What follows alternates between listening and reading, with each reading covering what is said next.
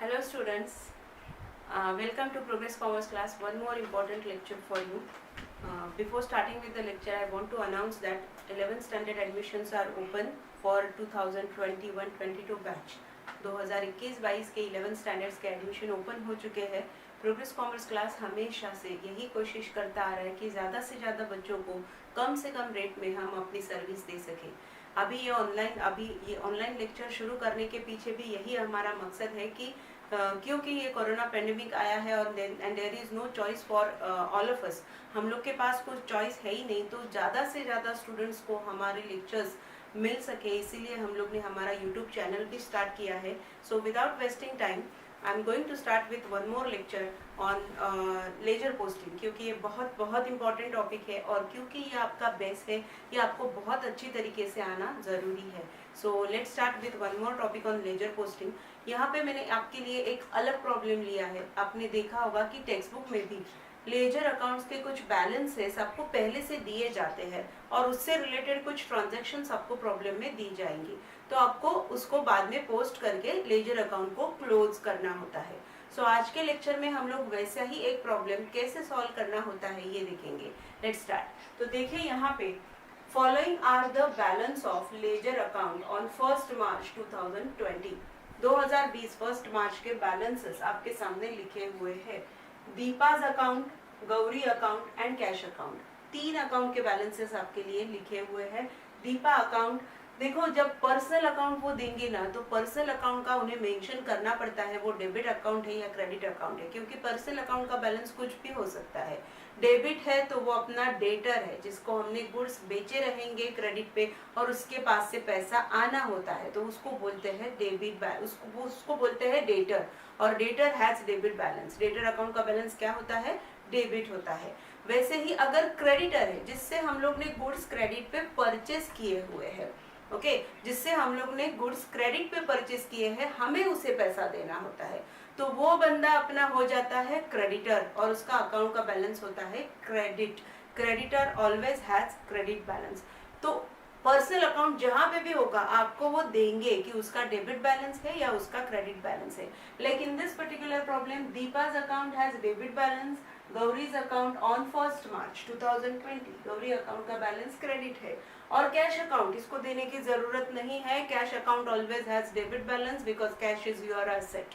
Cash आपकी asset होती है और उसका बैलेंस हमेशा डेबिट ही होता है. नहीं तो आप बोलोगे मैम इसको तो बताया नहीं, ये डेबिट है या क्रेडिट है. नहीं, ये ध्यान में रखो, cash account is your asset and all asset always has debit balance. सारी एसेट्स का बैलेंस क्या होता है? डेबिट होता है. तो हम लोग अभी इसको क्या करेंगे, जब आपको ऐसे प्रॉब्लम में कुछ opening balances, because the balances are given on 1 March, आपको ओपनिंग बैलेंसेस दिए हुए हैं, तो आपको उसको पहले पोस्ट करके लेना है रिस्पेक्टिव लेजर अकाउंट में. तो मैंने आपके लिए यहाँ पे लेजर अकाउंट बना के रखे हैं ताकि अपना टाइम ना बर्बाद हो, इसलिए मैंने आपको पहले ही लेजर अकाउंट शो करके रखा है बोर्ड पे. Let's start with the posting. तो देखो यहाँ पे दीपाज अकाउंट डेबिट बैलेंस बताया है, तो मैं क्या करूंगी, दीपा अकाउंट के डेबिट साइड में, ये दीपा अकाउंट की डेबिट साइड है, दीपा अकाउंट का डेबिट बैलेंस है मैं, तो दीपा अकाउंट के डेबिट साइड में 2020 मार्च 1 का मैं ओपनिंग बैलेंस लिखूंगी. मैं बोल रही हूँ मैं ओपनिंग बैलेंस लिखूंगी. So I am writing the opening balance. तो यहाँ पे मैं वर्ड यूज करूंगी to balance brought down. My dear student, जब आप ओपनिंग बैलेंस लिखते हो तो लास्ट ईयर से वो कैरी डाउन होता है, लास्ट मंथ से वो कैरी डाउन हुआ है और ये मंथ में आपने उसको ब्रॉट डाउन किया हुआ है. सो ओपनिंग बैलेंस हमेशा ended with the word to balance brought down. जब आप लिखते हो तो उसको क्या करके लिखना है? To balance brought down. Some time you may use the word to balance brought forward.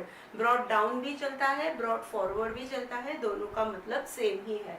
तो अब ब्रॉट डाउन करके मैंने इसको लिख दिया. कितना बैलेंस है?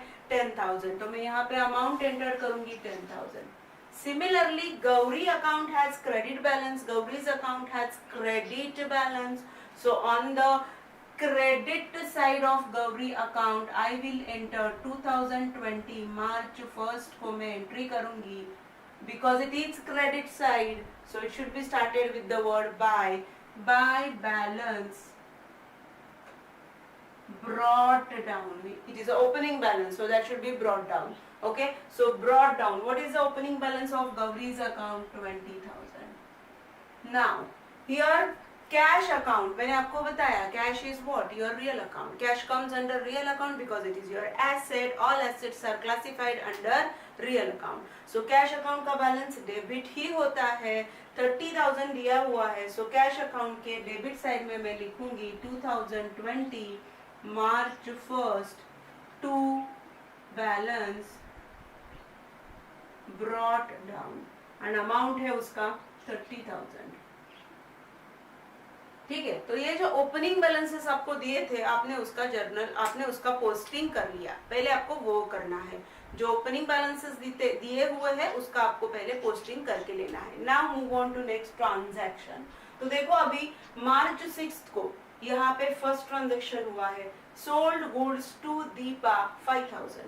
दीपा को 5,000 के गुड्स बेचे हैं. तो दीपा को 5,000 के गुड्स बेचे. कौन से दो अकाउंट आएंगे? पहले तो देखो ये ट्रांजैक्शन क्रेडिट का है या कैश का है. मैंने आपको पहले मेरे लेक्चर्स में बहुत बार ये एक्सप्लेन भी किया हुआ है. अगर आपने वो लेक्चर्स मेरी नहीं देखी है तो आप प्रोग्रेस कॉमर्स क्लास के वो बाकी के लेक्चर्स भी देख सकते हो जहाँ पे मैंने जर्नल स्टार्टिंग से पढ़ाया है. तो आपको पहले कोई भी ट्रांजैक्शन में first of all what you have to guess whether the transaction is cash transaction or it is a credit transaction.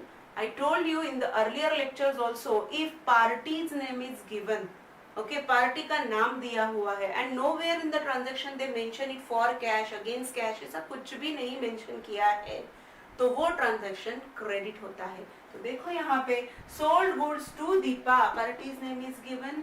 For cash बोला है आगे? नहीं. 5,000 के गुड्स दीपा को बेचे. फॉर कैश बोला? नहीं बोला. फॉर चेक, पेमेंट रिसीव, ऐसा कुछ पेमेंट का रेफरेंस आया है? नहीं आया है. सो ये ट्रांजैक्शन क्रेडिट ट्रांजैक्शन है. तो यहाँ पे दीपा के अकाउंट में तो रिकॉर्ड करना पड़ेगा, हम उसको गुड्स क्रेडिट पे बेच रहे हैं. Deepa is a receiver and what goes out? Goods goes out. तो जब गुड्स हम लोग बेचते हैं, we are selling goods, so which account is affected? Sales account. जब गुड्स बेचे जाते हैं तो सेल्स अकाउंट में आना बहुत जरूरी है.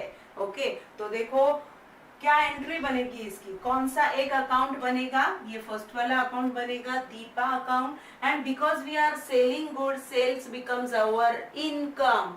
Nominal account gets involve here. आप जब गुड्स बेचते हो सेल अकाउंट आता है और sale account classified under nominal account. Nominal account का रूल क्या है? Debit expenses and losses, credit incomes and gains. So my dear student, sale is your income, so that should be credited. तो यहाँ पे मैं सिर्फ आपके लिए जर्नल एंट्री लिखूंगी और इमीडिएटली उसका लेजर पोस्टिंग भी बताऊंगी. तो देखिए हम लोग अभी जर्नल यहाँ पे लिखती हूँ मैं आपके लिए. ये वाले ट्रांजैक्शन का मार्च 6 का जर्नल मैं आपके लिए लिख रही हूँ. Please do concentrate.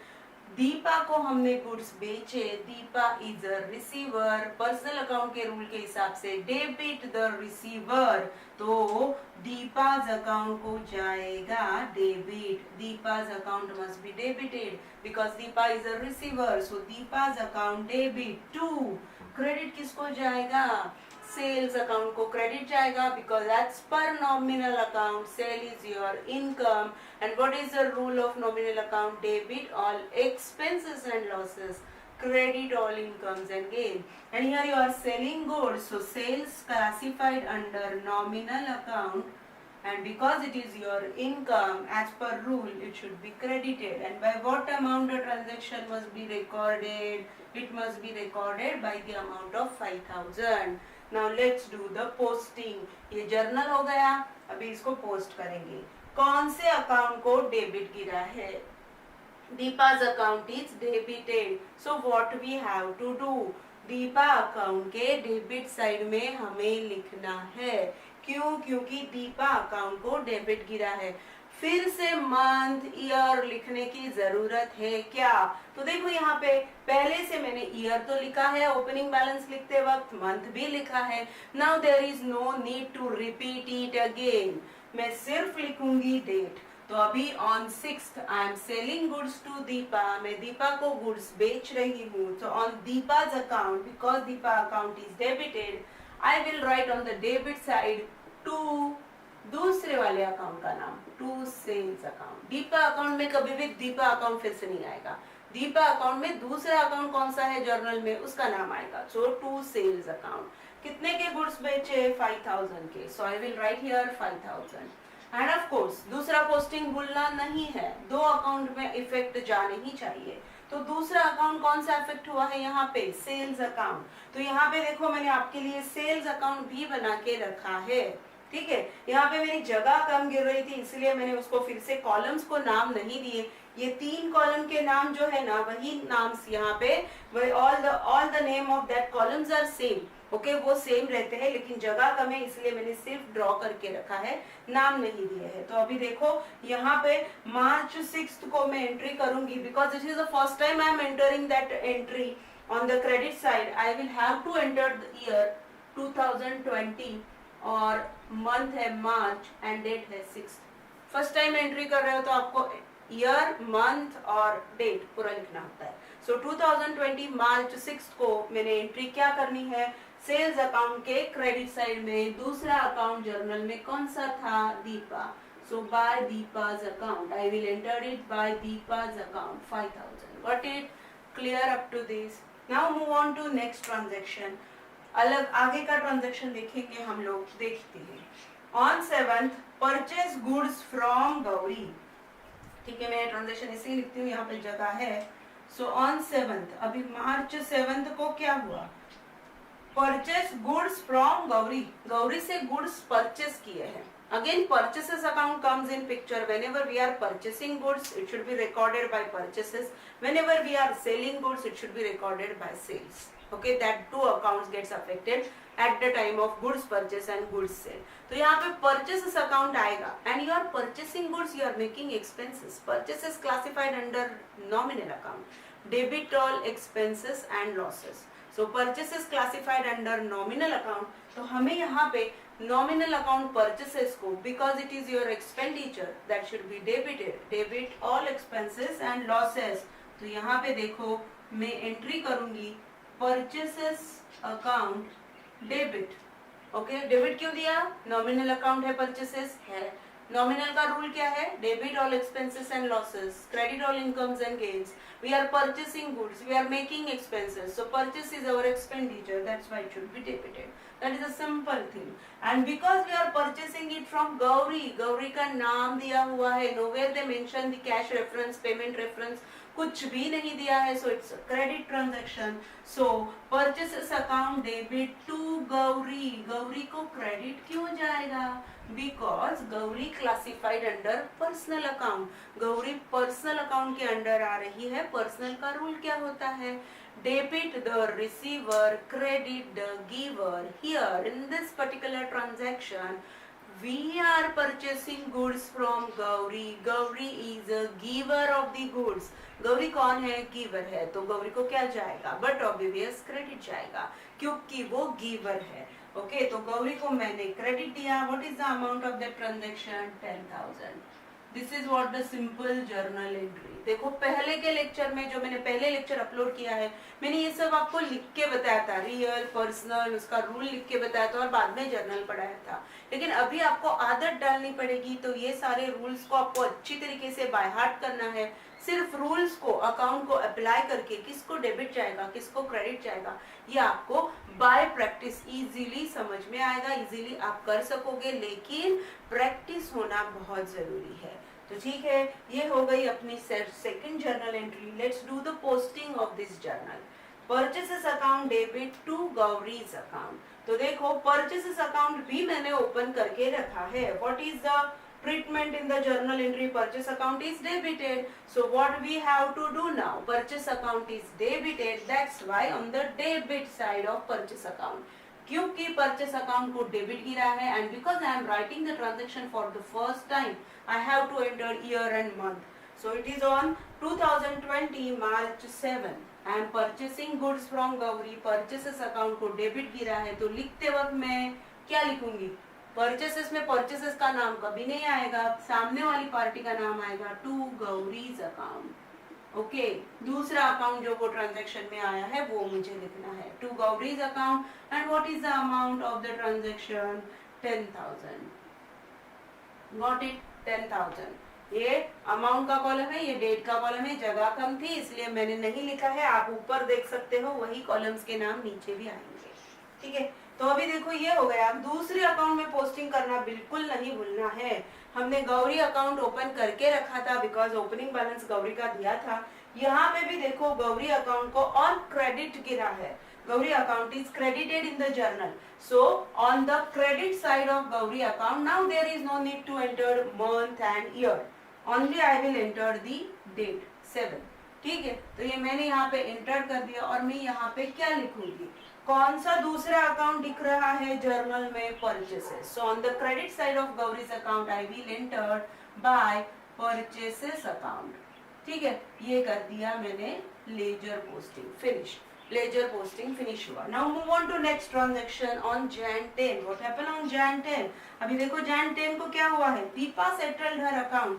दीपा ने उसका अकाउंट सेटल्ड कर दिया, ठीक है भाई। दीपा से पैसे आने थे, स्टार्टिंग से वो अपनी रेटर थी और उसको 5,000 के गुड्स बेचे, तो दीपा ने अपना अकाउंट सेटल कर दिया। आप बोलोगे मैम ये ट्रांजेक्शन में अमाउंट तो दिया नहीं है, हमें कैसे पता चलेगा कि उसने कितना पैसा दिया, क्योंकि देखो transaction is silent about the money, पैसा कितना दिया ये नहीं बताया, सिर्फ क्या बताया, Deepa settled her account by making payment in cash. तो अभी हमको कैसे पता चलेगा कि दीपा ने उसका अकाउंट तो सेटल किया लेकिन कितना दिया, कैसे पता चलेगा, तो ये अकाउंट आपको उसकी पोजीशन बताएगा कि उससे कितना पैसा आना था। तो देखो इनिशियली जब हम लोग ने मार्च 1 को ट्रांजैक्शन की एंट्री की तो दीपा हमारी डेटर थी। डेटर कौन होते हैं, जिनसे पैसा आना होता है। तो दीपा हमारी डेटर थी मार्च 1 को 10,000 की, और हमने उसको मार्च 6 को और गुड्स क्रेडिट पे बेचे 5,000 के। तो ये अकाउंट आपको बताएगा कि दीपा से कितना पैसा आना है। देखो तो on the debit side 10,000 and 5,000, so Deepa is your debtor for 15,000 my dear student। Deepa से कितना पैसा आना है, 15,000। ये आपको कैसे पता चला, लेजर से पता चला। सो दीपा से 15,000 आना है, और अभी क्या हुआ है ये ट्रांजैक्शन में, on March 10 Deepa is going to settle her account by making payment in cash. बस कुछ बताने की जरूरत ही नहीं है, उसने अकाउंट सेटल कर दिया है by making payment in cash. तो हम लोग क्या लेंगे कि उसने 15,000 आना था और 15,000 का पेमेंट हमें मिल चुका है दीपा से, उसका अकाउंट उसने सेटल्ड कर दिया। This is what a simple thing.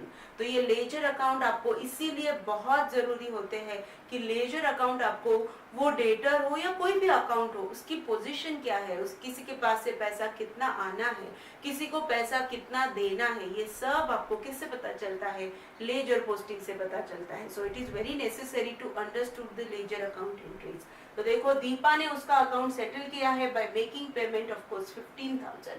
तो इसकी एंट्री क्या करेंगे हम लोग, अभी देखो हम मार्च 10 का ट्रांजैक्शन एंटर कर रहे हैं। दीपा सेटल्ड हर अकाउंट, हम लोग को अकाउंट से पता चला कि दीपा से 15,000 आना था and she settled her account by making payment in cash. So which account gets affected here? Cash account, but obvious cash account, because cash comes in। देखो मैं क्या बोल रही हूँ, cash comes in, real account का rule apply हो गया, cash is a real, classified under real account. Debit what comes in, credit what goes out. यहाँ पे कैश आ रही है, दीपा हमें दे रही है, बिजनेस में कैश आ रही है, it comes in the business, so cash account must be debited. और कितना आ रहा है हम लोग ने लेजर से पता कर लिया, 15,000। So Deepa settled her account by making payment in cash, 15,000 Deepa ने दे दिया, कैश अकाउंट डेबिट। एंड दूसरा अकाउंट किसने दिया, गौरी ने दिया, नो दीपा ने दिया। तो हम उसका अकाउंट तो क्लोज करेंगे ना।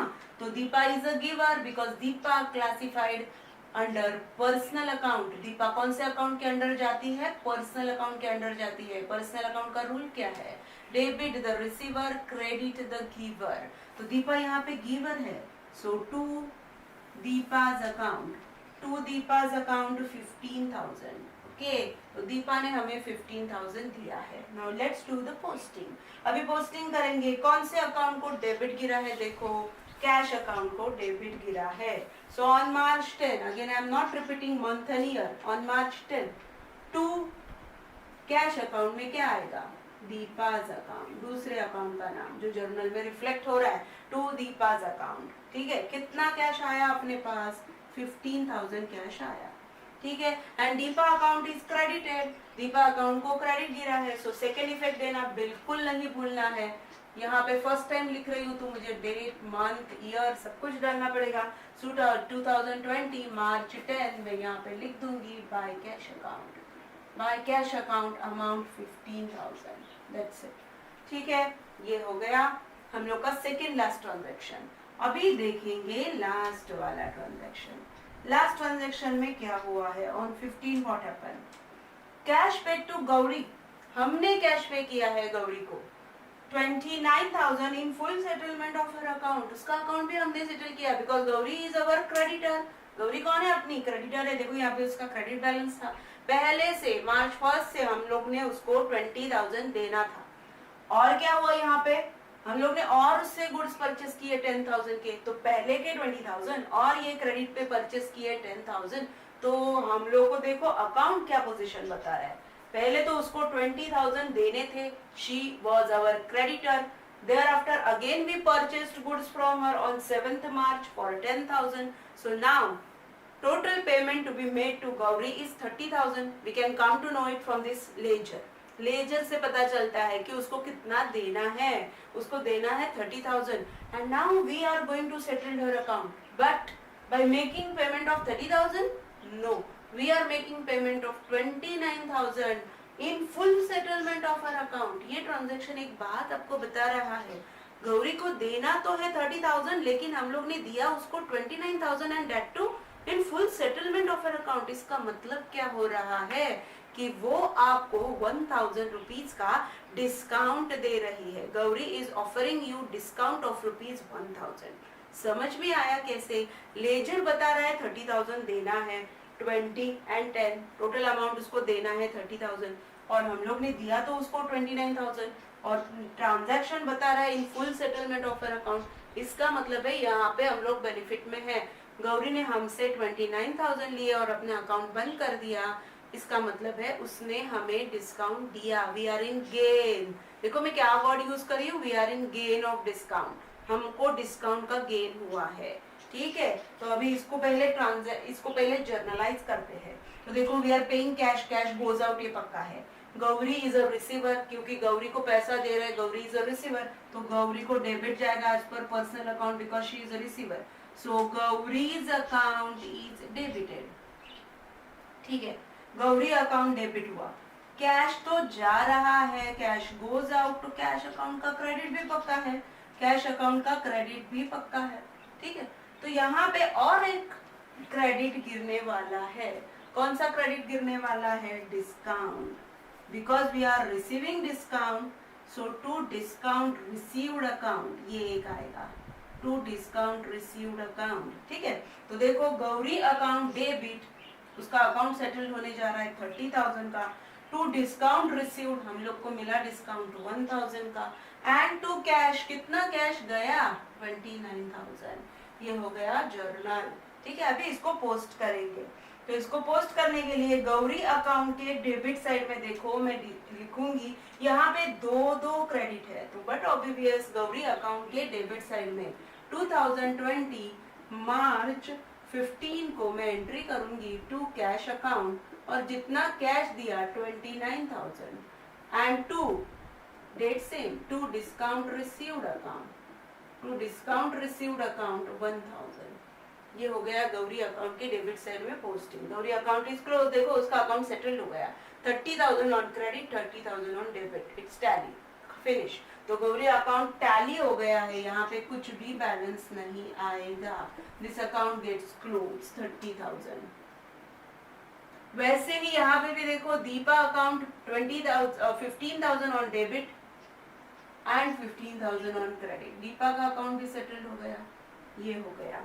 अभी इसको पोस्टिंग करना और रह गया है, कैश अकाउंट और डिस्काउंट रिसीव्ड अकाउंट मेरे पास नहीं है, तो यहाँ पे 2020 कैश अकाउंट के क्रेडिट साइड में मैं लिखूंगी मार्च 15 को बाय, किसको दे रहे थे, गौरी को, बाय गौरीज अकाउंट, कितना गया कैश 29,000 गया, जितना गया है कैश अकाउंट के अपोजिट में जितना अमाउंट है उतना ही आएगा 29,000। और डिस्काउंट रिसीव्ड अकाउंट मेरे पास नहीं है, यहाँ पे मैं शॉर्ट में आपको बता के देती हूँ, डिस्काउंट रिसीव्ड अकाउंट, अगर डिस्काउंट रिसीव्ड अकाउंट बनाना है हमें, तो डिस्काउंट रिसीव्ड अकाउंट के क्रेडिट साइड में मैं एंट्री करूंगी मार्च 2020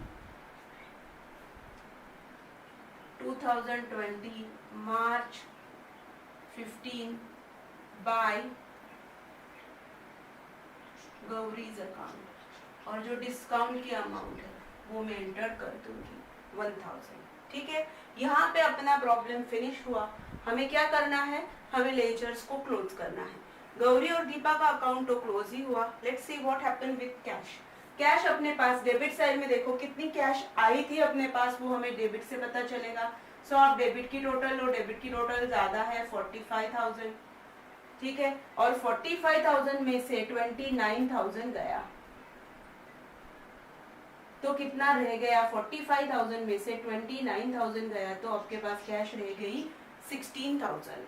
यस, 16,000। तो ये कैश बैलेंस आपके पास बाकी है। So by balance carried down, now this is a closing balance, that's why it should be carried down, by balance carried down, और month end लिख रही हूँ मैं मार्च 31st को मैंने carry down किया। again on the opposite side it should be brought down April 1st to balance brought down 16,000।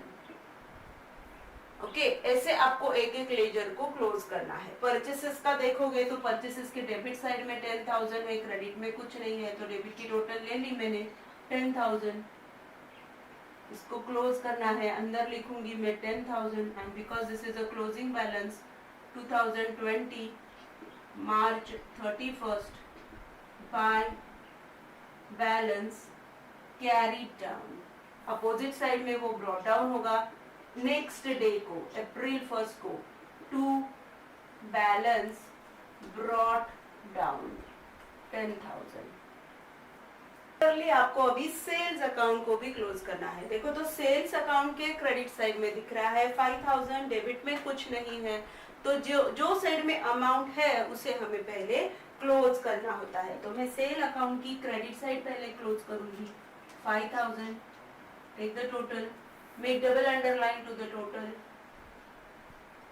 ठीक है, मैंने क्लोज कर दिया। अंदर में इसको कैरी फॉरवर्ड करूंगी, कैरी डाउन करूंगी to balance carry down 2020 March 31st को मैंने कैरी डाउन किया, और कैरी डाउन डेबिट साइड में हुआ है तो उसको ब्रॉट डाउन आपको अपोजिट साइड में करना होता है। सो अप्रैल 1st by balance brought down 5,000, ये मैंने उसको ब्रॉट डाउन कर दिया। ठीक है, सिमिलरली आपका ये जो डिस्काउंट रिसीव्ड वाला है उसको भी क्लोज करना है आपको। डिस्काउंट रिसीव्ड देखो क्रेडिट साइड में है 1,000, तो उसकी टोटल लो 1,000,